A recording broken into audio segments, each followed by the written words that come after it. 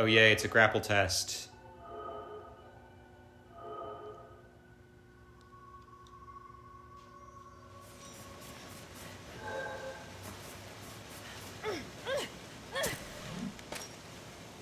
God damn it, Viola. You can't be doing this. But yeah, I guess I better get better at the floatiness of the game, because it's kind of required. Yeah, I know. God. This would be... Didn't this happen in Bayo 2 also? Like, there's no reason to make... Why isn't that skippable?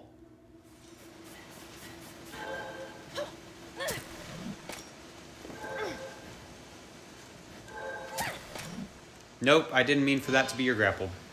You wasted it. You soiled it. Is this destructible? Nope. It's just a funny looking rock, but it's supposed to be a normal looking rock. It just happened to look funny. Okay. That first grapple I timed okay. So surely I can do that again and then do it twice. God damn it. God damn it. I know.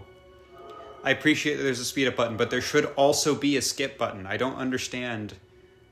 Does it count as a cutscene? Do I have to go into the pause menu to do that?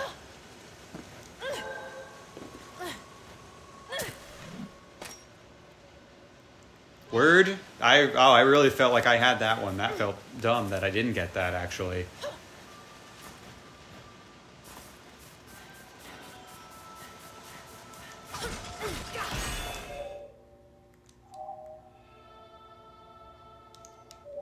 Nope, can't skip it. Unskippable. Completely unskippable. No mercy.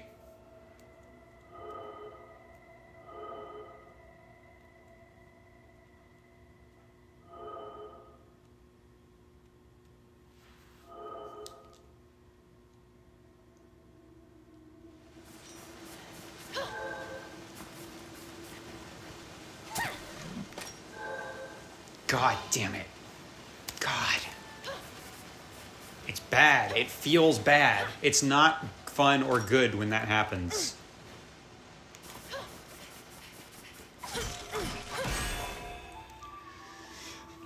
I'm getting Tears flashbacks. I'm getting Tears of the Kingdom flashbacks. It's the idea of having to do something over and over again, and it's just the tedium of having to get through the boring part every time to get to the actual interesting fun part. It's not doing good things for my soul right now, Kamiya. It's not making me feel the good feelings. What do you want me to do? I don't think I can get up that high if I drop down to the ground first, so I have to grapple directly to it. But even if I go all the way out, holding in that direction, Viola still falls short. So what the hell?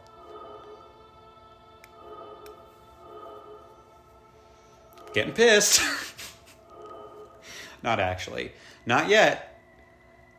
We'll see.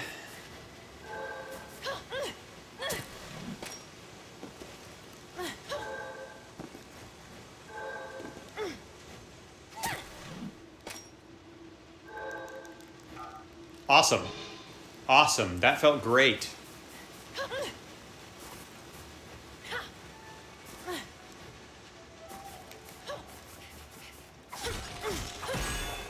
Used up a third of my health already. My newly upgraded health.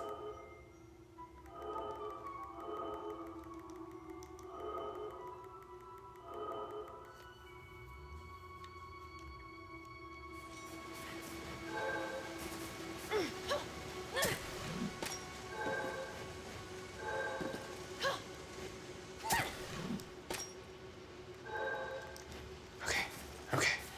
All right. We're good. We got it. We got it. We're good. We're good. It's fine. We're good. We're good. We never have to do that again, ever. And we got a heart for it. A piece of heart. That doesn't heal us up, does it?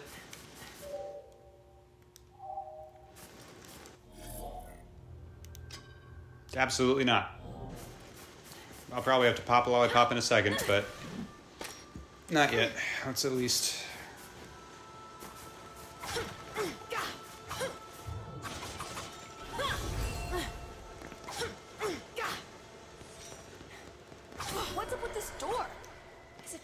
Oh, I'm not supposed to pass through that, I guess. Luckily, I already found my workaround. I swear to God. Okay, thank you. I saw that swing going in a direction I didn't want it to.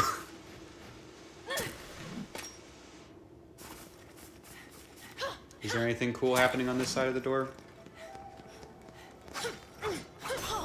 No, it just is that way for fun.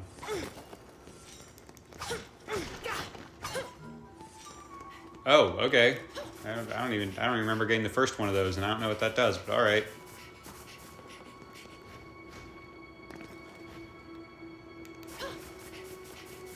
Just making sure not to leave any stone unturned.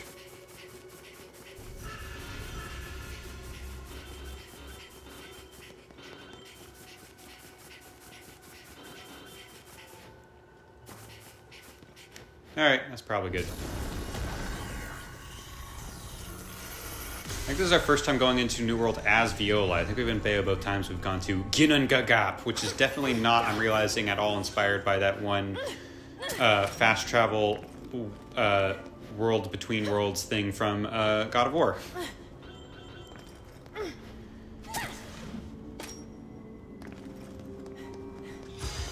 Hey, fun, fun.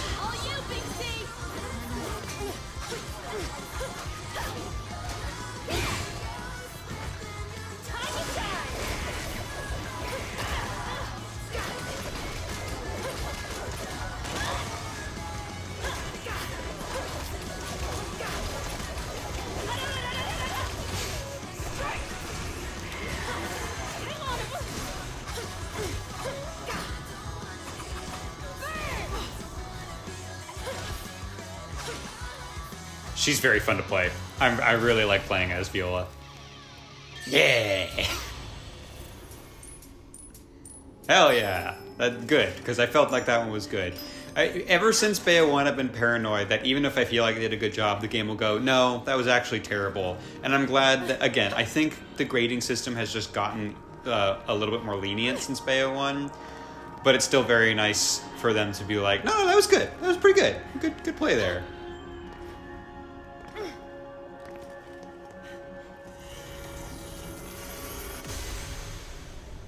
Oh yeah, it's really just desert, huh? Is she gonna be... Yeah. I haven't loved every single slapstick moment that they've done with Viola, but that one was good. I like that one.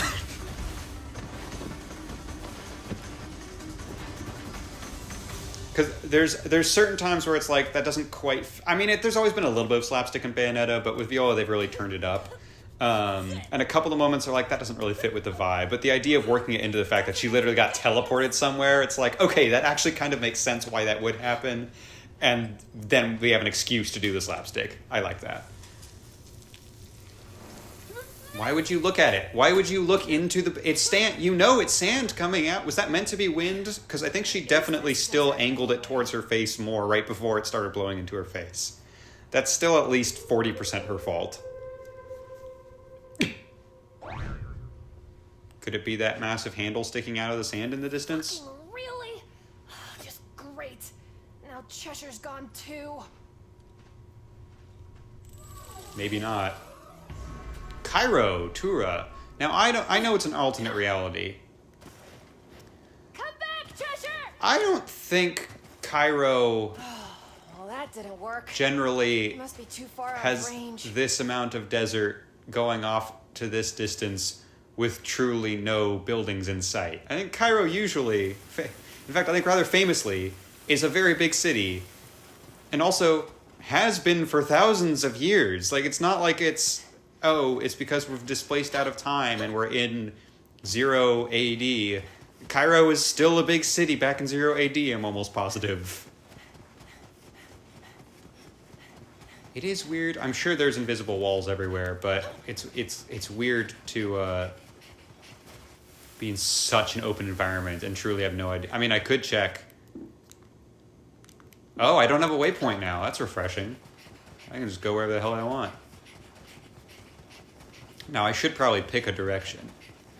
I don't know. Are there any survival skills I can utilize here that are going to help?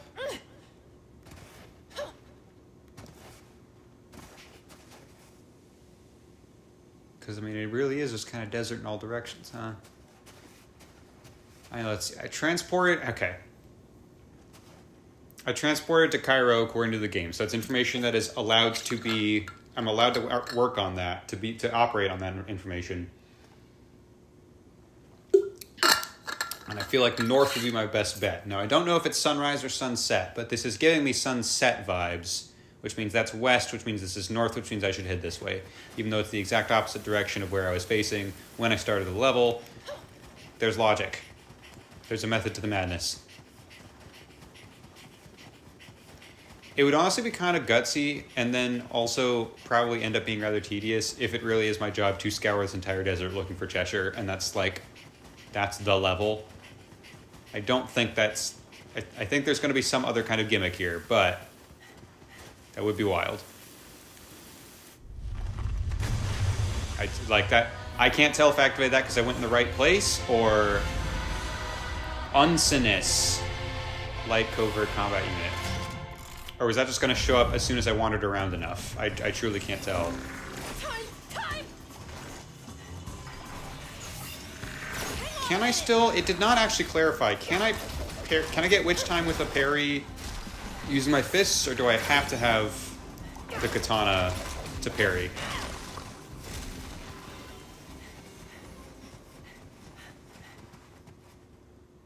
Alright.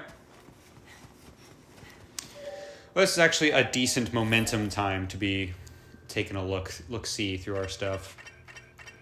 We don't need a lot up yet, but it's good to know we've got 4 of those. Viola's special throwing darts that she charges with magic power one by one. Each dart contains a glass tube filled with ether, and by charging it with magic power, she can change perfectly normal throwing darts into highly damaging magic missiles. However, since Viola doesn't particularly enjoy that work that requires precise concentration, she often nods off while charging them, causing the amount of magic power in the darts to be somewhat inconsistent. Wild. Wait, no, I wanted to... That's good to know, but I actually wanted the info. A long-bladed katana said to have been forged by a renowned blacksmith in medieval Japan after being instructed to do so in a dream by Queen Mab, the queen of the fairies. Said to be able to cut through anything when in the hands of a skilled swordsman, it was used by a procession of famed warriors over a long history of war. The blade is inhabited by the infernal demon Cheshire, a creature that is seemingly equal parts mischievous cat and trained bear, and that manifests using the charm hanging from Mab Dachi's hilt when someone fought Viola. These first 2 paragraphs are definitely like someone told Viola this, and she was like, hell yeah, and did no research into authenticating it. Clearly Cheshire is a part of this sword, but I feel like that's an after-the-fact thing. And it's like a Gintama sword of, like, she thinks it's super special. It's like a $10 katana you can get in Chinatown. That's the vibe I get. Why is there still red... Other new things I haven't... Yeah, why is it still in red? There's a red dot and I don't know how to get rid of it. Can I... Oh, accessories. Oh, that's what I got from the thing. From the extra level, I think. Oh, it has an effect? Heals a set amount of vitality. Ooh! Oh, hell yeah. American Navajo legends state this charm is crafted by the witch known as Yenoldushi. It allows the wearer to replenish their vitality by taunting enemy. Its shape is not fixed and is known to change into a variety of forms, such as an earring or bracelet, to adapt to the wearer's combat garb and fighting style. Oh, hell yeah. That's putting that on for sure. I like how it does specify, like, it's very smart. It specifies you have to be taunting an enemy. You can't just be taunting in the overworld to regain all your health. That's very smart, even though I'm bummed because it means I can't.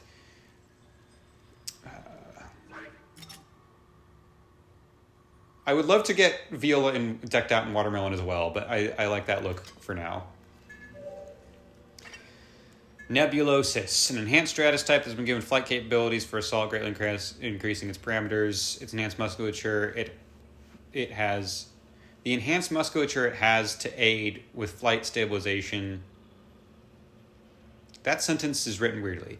The enhanced musculature it has to aid with flight stabilization has also increased its overall size, and it has been given improved attack capabilities such as the ability to instantly deploy an attack with a specially designed spear. Its special skill is the Photon Spear, and it has a normal-ass foot, and it's from North America. Mediocris, a homunculus type designed for enhanced speed with a lightweight body and developed legs.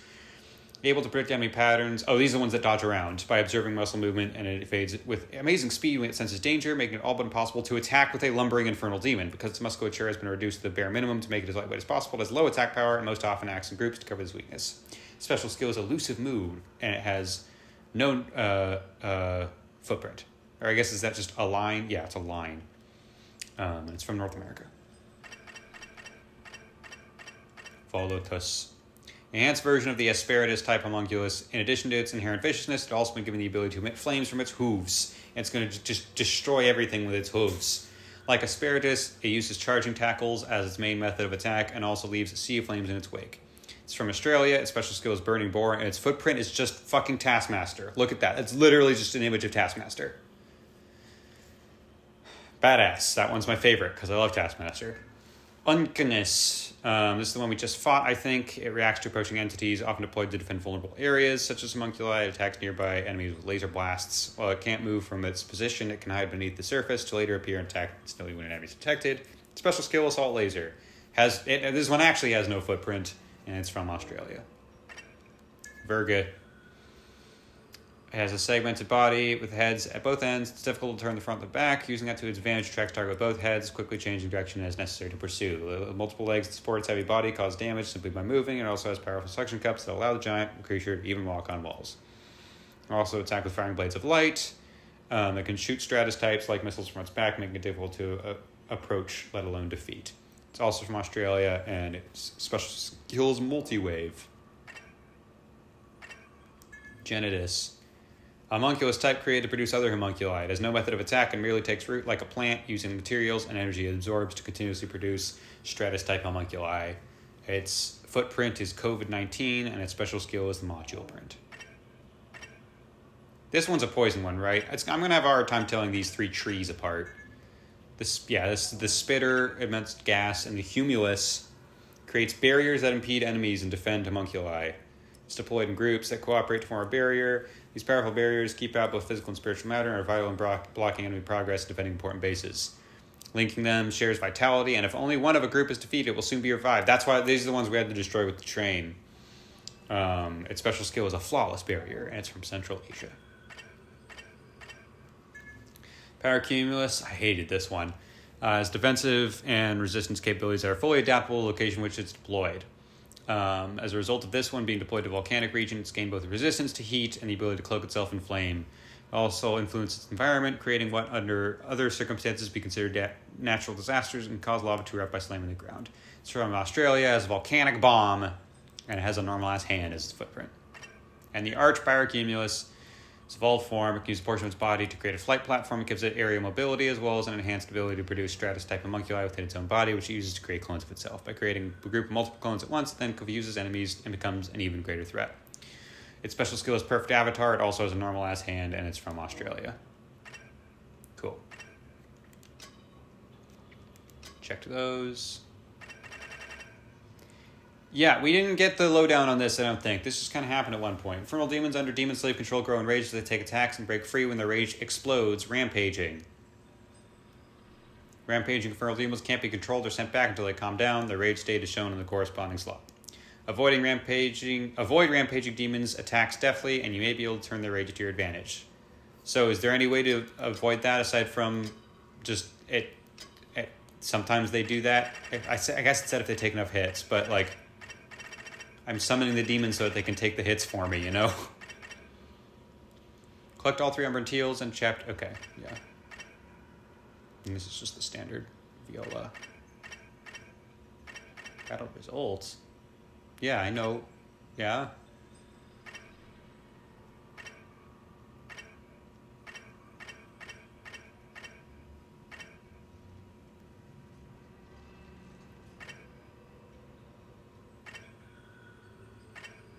Oh, Bayonetta can also wear it. That's cool.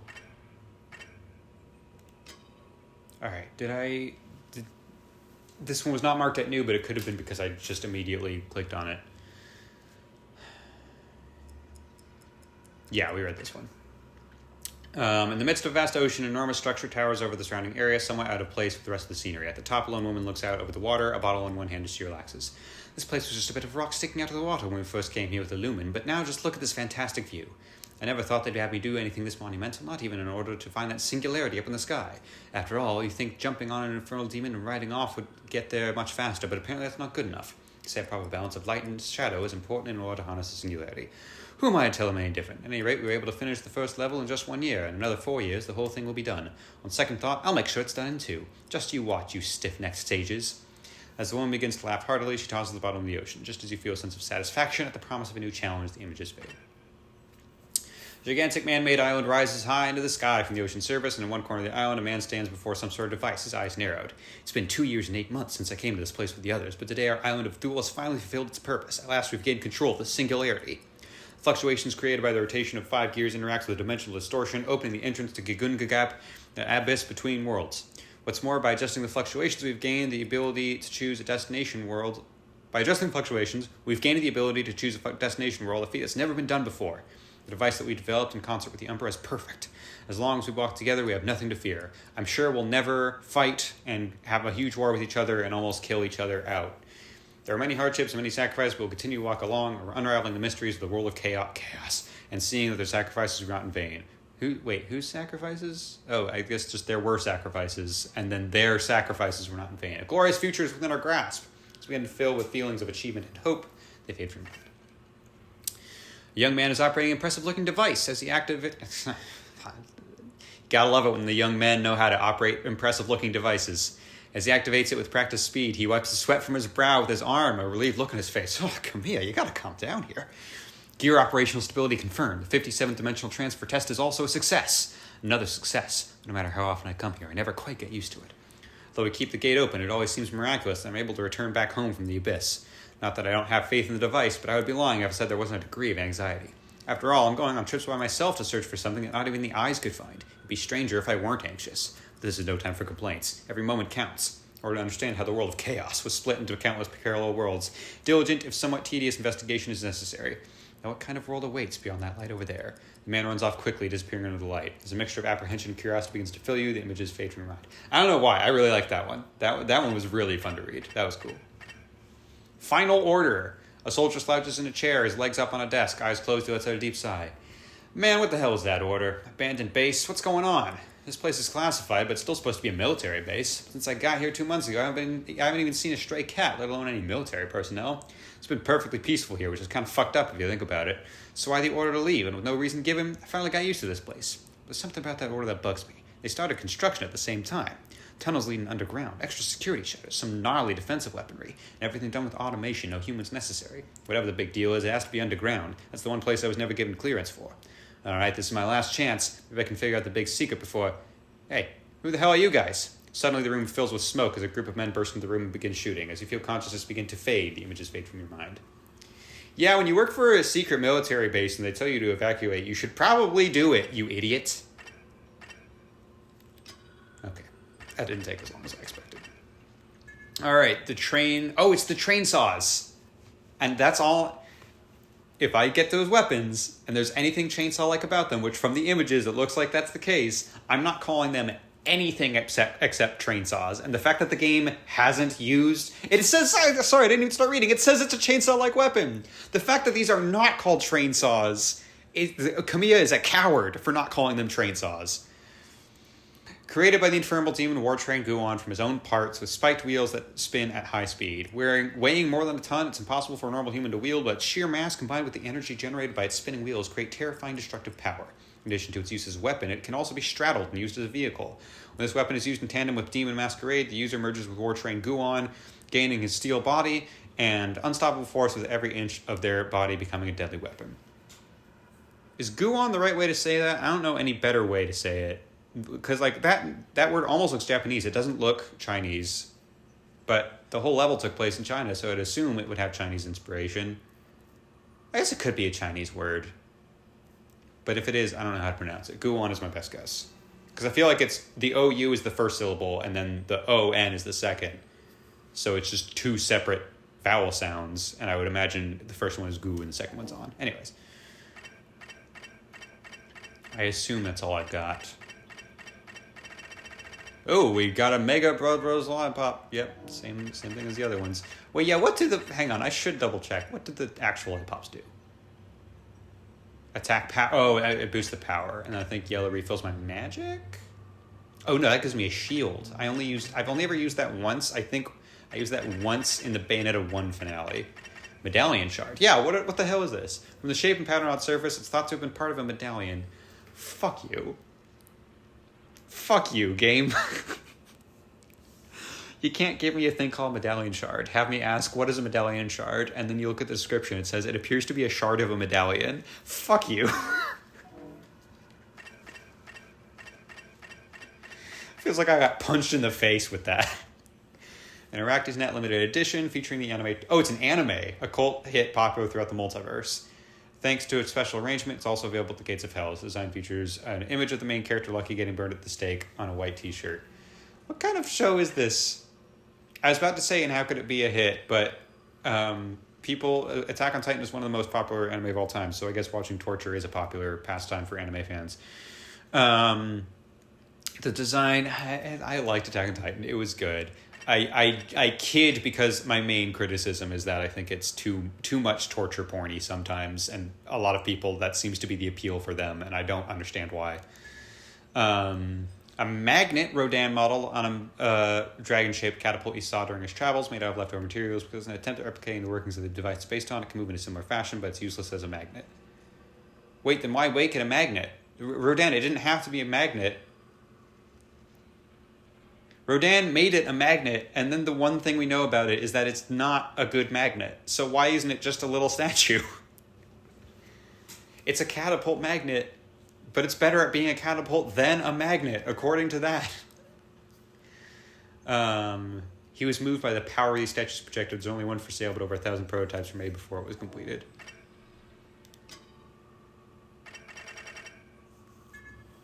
The One-Eyed Witch, this Bayonetta counterpart, encountered in the second parallel world she visits.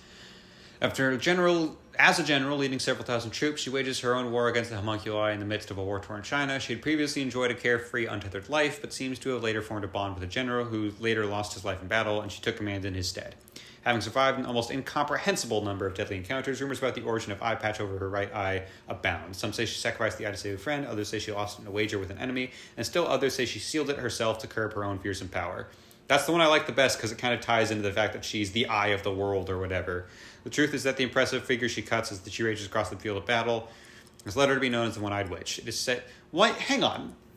She is a witch with one eye, so you can't say she earned the nickname the One-Eyed Witch because of her power as she rages across the field of battle. It's like, no, she got that nickname because that's literally describing her, and it has nothing to do with the way she fights. She just is a One-Eyed Witch. It said that no army can stand before the power of her Dead-End Express, imbued with the power of the infernal demon war-trained Guon, but in the face of the relentless homunculus onslaught, it may only be a matter of time. And in fact, it was. Her special skill is military science. Strider. Let me click on this and see if it's... Yeah, there's not really any hints, but... The fact that Viola chased after Luka, lost track of him, but then immediately ran into this guy. The fact that Bayonetta tried to tame him, but he can't be tamed because he's just so wild and out there and maverick. And then the idea of, like, she hears the howl and goes, oh, I guess he's here too. But I also sense Luka somewhere nearby. And then we got no other sign of Luka. I'm assuming this is Luka for some fucking reason. I don't know why, but... Oh yeah, more angels, sure. Among the 9 ranks, acceptance belongs to the bottom of the third sphere. It appears to those who are moments away from death in a half-human, half-Pegasus form with glittering wings. Characterized as a symbol of death and acceptance. Various legends tell of acceptance. Oh, the acceptance is a symbol of acceptance? Awesome, that's good. Couldn't have guessed. Placing the souls of the dead upon its back, carrying them away, ignoring their past deeds, and any pleas for a second chance.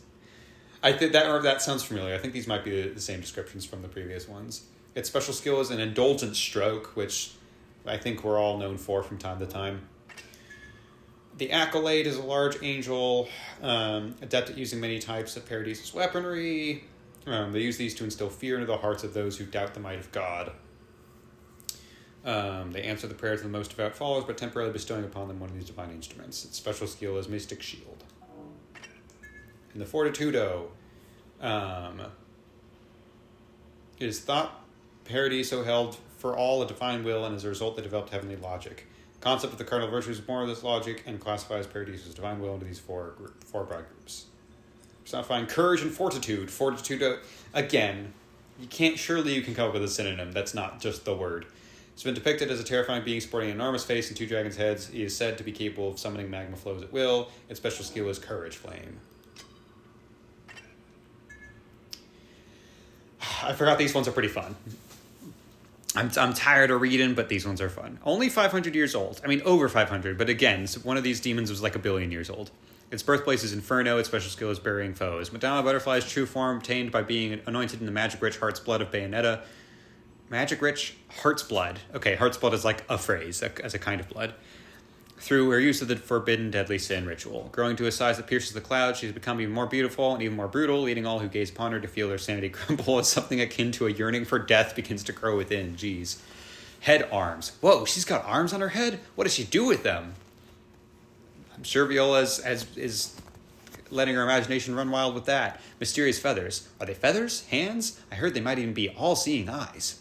Body. Looks like she can change size at will. But check out those abs. Yeah, I did. We all are. All right. An armed combat train known as T-696 that was built for national defense on one of the most remote worlds of the multiverse using its most advanced technology, but that was later possessed by a vengeful spirit and ultimately became an infernal demon. I love that it's just the demon is the train. Like, technically it's a train that is possessed, but also it just refers to the train now. Its body is thickly plated with unique alloy armor and is equipped not only with 2 sets of front-facing dual cannons and 4 sets of triple cannons along the top, but it also hides 6 long-barreled cannons, 6 chainsaw-like crushing weapons inside its body, and due to an array of transformation mechanisms that can deploy those weapons at high speed to prepare for battle at any range.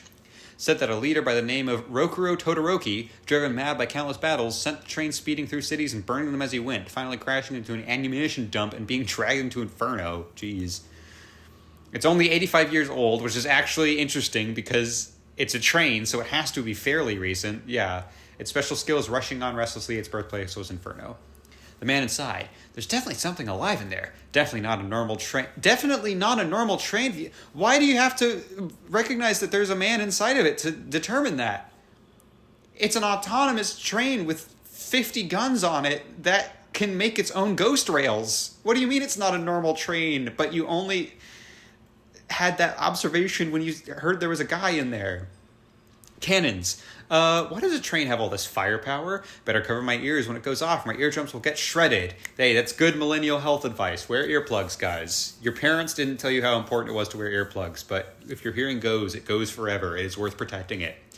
Wheels. It can go anywhere it wants, even without rails. There really are no rules with demons. That's also not technically not without physical rails, but you very do much have to lay the rails down. That's the whole gimmick of the thing. A somewhat rootless infernal demon that inhabits Viola's katana Mabdachi. He has not entered into official contract with Viola, and in fact it's unclear why he helps her at all when we still can't reliably complete a summoning spell, but he willingly appears from her katana whenever she calls on him for help. Using the cat charm hanging from Viola's katana as a host body, he looks like some kind of theme park mascot, but it's unknown if that is his true form or somehow affected by design of the charm. Chester's relationship with Viola seems to be more like that of good friends rather than master and servant, but the mysteries of why he has taken a liking to her when she's still not a full-fledged witch, and why he refuses to return to Inferno instead continues to stay in Viola's katana, still remain. That's a really interesting detail that he's not technically being summoned, because that also even explains the gameplay difference of Viola can still fight, whereas Bayonetta has to keep dancing because that's what keeps the demon under control. That's really interesting that there's like an actual lore reason for that. Its age is 500 years. Its birthplace is unknown. Its special skill is Viola watching, which is phrased in a kind of creepy way. Chubby Cheshire. I'm surprised it didn't split my charm in two with that gut, the big galoot. Might be time for a diet. Big head. My lucky charm was so cute, but then this guy. Anyway, I wonder what Cheshire really looks like. Bottomless belly. He just spits out the most random junk. What's going on in there? Oh, and he'll eat literally anything. Even stuff off the ground. That's fun. Okay, that's everything. We're all caught up. Yay, we did it.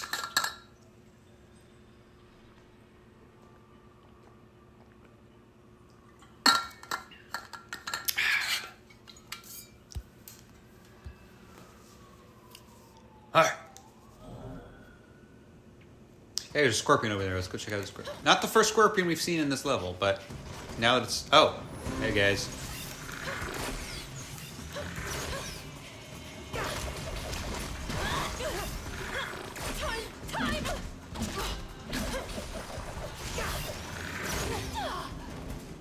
Okay, so the little butterfly thing popped up, but I'm pretty sure I timed that parry well and it didn't do anything. So I think I just gotta dodge until I get Cheshire back.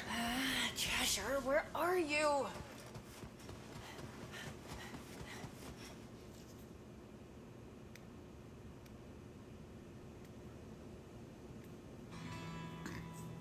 Cheshire, where are you? Am I in control? Okay, I didn't realize I was in control. Oh, this is fun.